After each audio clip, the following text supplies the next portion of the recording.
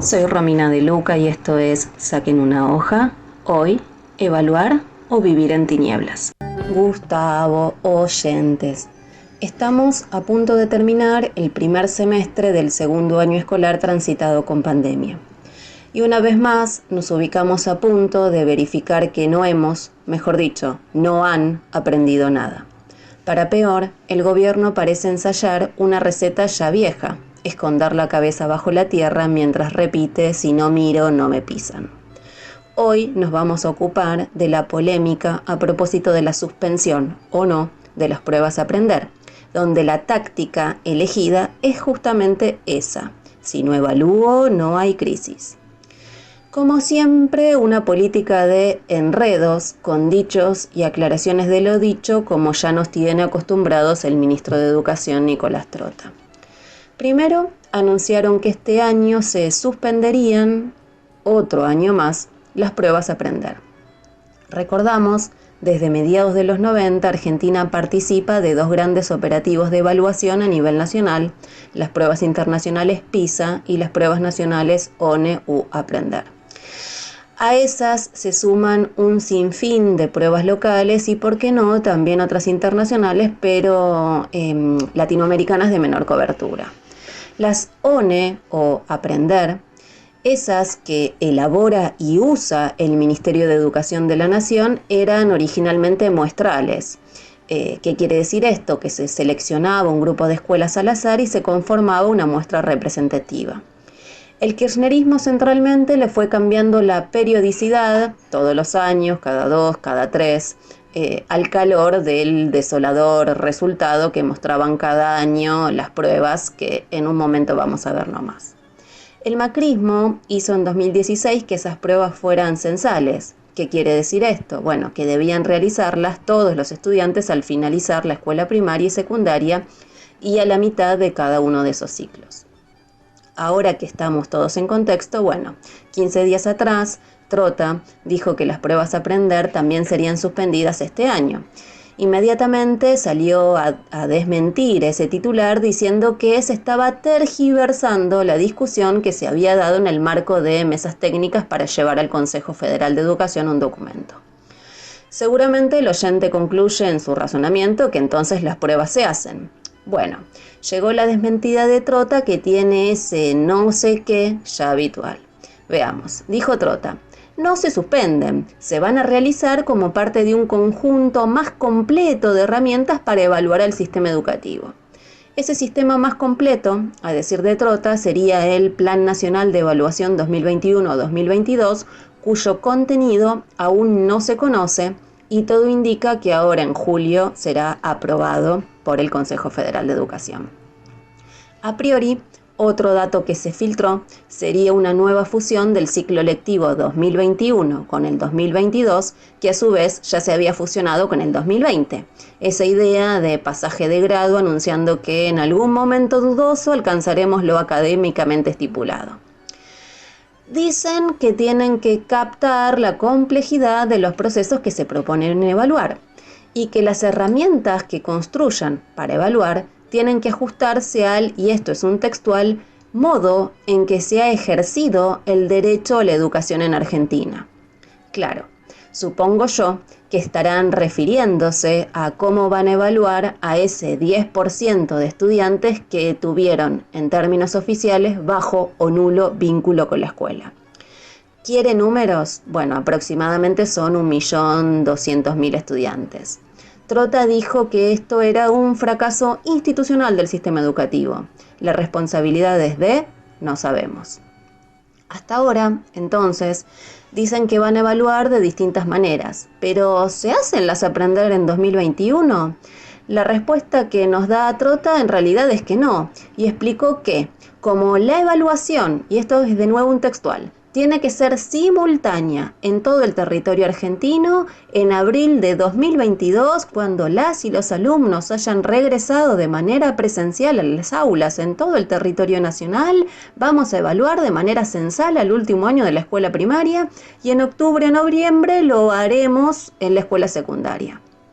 Es curioso, porque los creadores de Seguimos Educando dicen que si la presencialidad fue alternada e intermitente, lo correcto entonces es tomar una prueba este año muestral. El ministro citó como ejemplo de su supuesta vocación evaluadora en 2020 la Evaluación Nacional de la Continuidad Pedagógica que, a decir de Trota, les habría permitido tomar decisiones informadas de cara a las políticas públicas que implementan. Curioso. Por un lado, porque la evaluación en realidad refería a las percepciones de los actores encuestados, docentes, directivos, estudiantes, junto a las acompañantes educativas de esas niñas y niños, sobre las características del aprendizaje, esto es, ¿sentís que aprendiste? Por otro lado, ahí, en 2020, afirmaron que el 95% de los encuestados sostuvo la continuidad pedagógica. Bueno, como ahora nos hablan de escolaridad intermitente, evidentemente todo se fue al tacho luego de julio-agosto de 2020, que es cuando hicieron la encuesta. A este irse al tacho, querido oyente de estas columnas, le pueden dar ustedes mucho contenido. La promoción acompañada que hizo que los mismos alumnos encontraran su tarea sin sentido, el abandono de las características que asumía la continuidad pedagógica según recursos materiales y culturales de cada familia, la creación de una ficción de presencialidad en 2021 que dijeron resolvería todos los males y no solo acortó a la mitad o a un tercio los contenidos que se van a dictar, sino que le sirvió al gobierno de chivo expiatorio para justificar la no entrega de más de esas 4 millones de computadoras que ellos mismos dijeron hacían falta para garantizar la continuidad. La falta de designación de docentes y una larga, pero larga lista de puntos que dejamos sin nombrar por amor a la síntesis radial.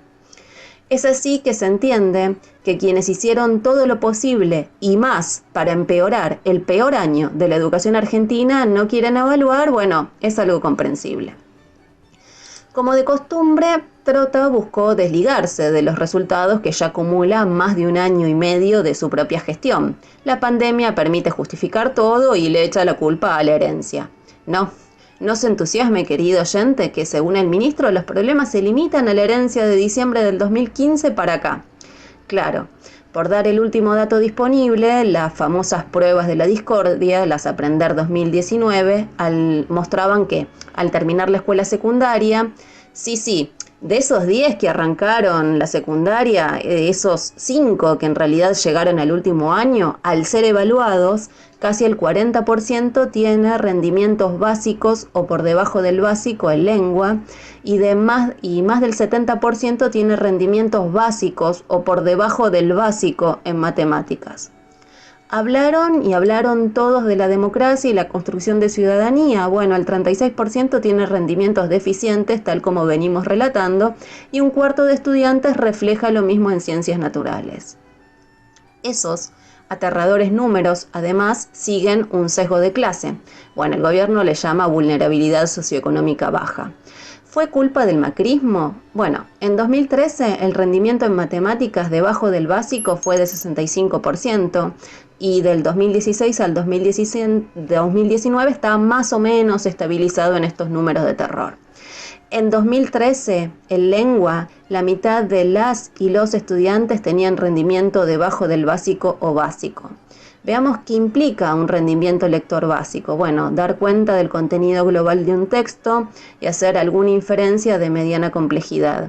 ¿Y qué implica un rendimiento debajo del básico? Bueno, que pueden abordar algunos aspectos textuales superficiales y realizar actividades mecánicas de lectura y relectura parcial para localizar información sobre textos muy frecuentados escolarmente. Hablamos de estudiantes que sobrevivieron todo el primario y el secundario y tal como definen las pruebas, apenas leen.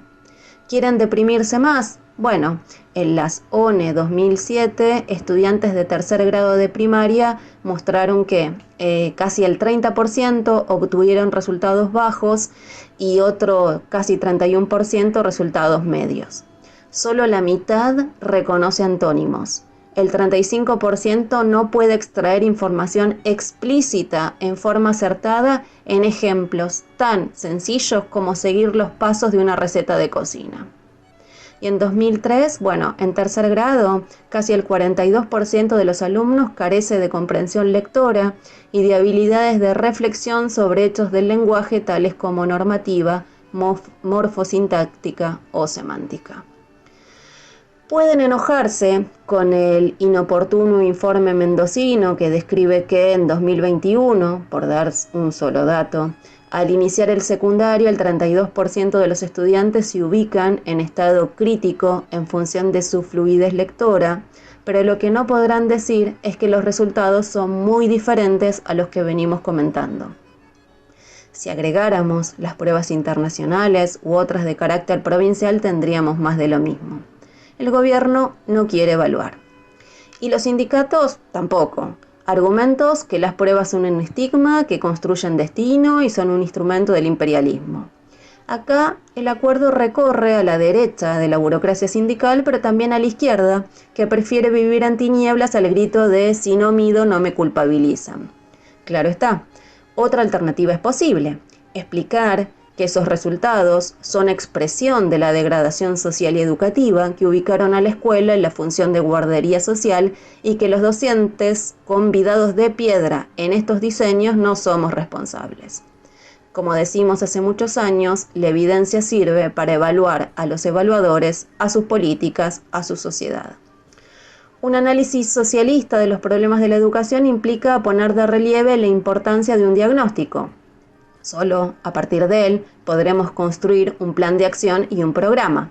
Claro, si en lo que pensamos es en erigirnos como vectores de la solución y no como administradores de más problemas. Amigos, sigan escuchando la radio Vivido Equivocada, que lo demás es silencio.